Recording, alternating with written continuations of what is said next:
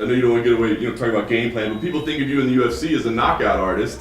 But before you came to the UFC, you were a submission threat, right? Obviously, we think about Charles' submission skills. Is this your power against his submission skills? Do you feel like maybe this is a matchup where you can prove, hey, I'm a great grappler too?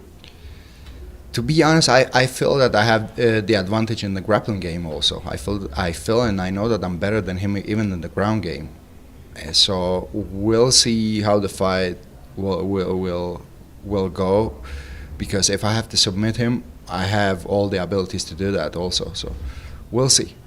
I can knock him out, I can submit him, whatever.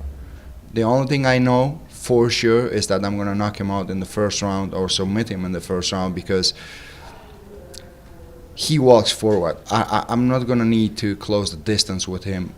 Since the first moment, we are going to find each other in the center of the octagon. So, yeah, it's going to be a first-round finish. Ilia, if you look at Charles's most famous fights, right? Dustin, Gaethje, the two Chandler fights, he gets dropped in each fight.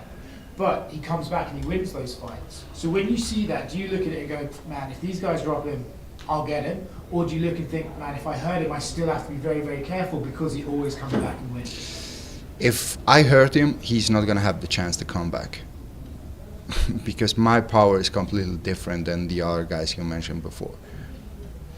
Volkanovski, Holloway, Oliveira, would that be the best 3 wins back-to-back in MMA history? I don't know. Maybe yes, maybe no. There's been a lot of talk in MMA about ducking at the moment. John Jones ducking Tom Aspinall, stuff like that. This was meant to be Islam, that was the big talk.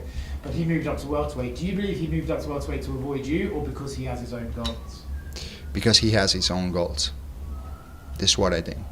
Do you still think that's a fight that should happen? You guys are both forging legacies in different weight divisions. Do you think that's a massive fight that should happen?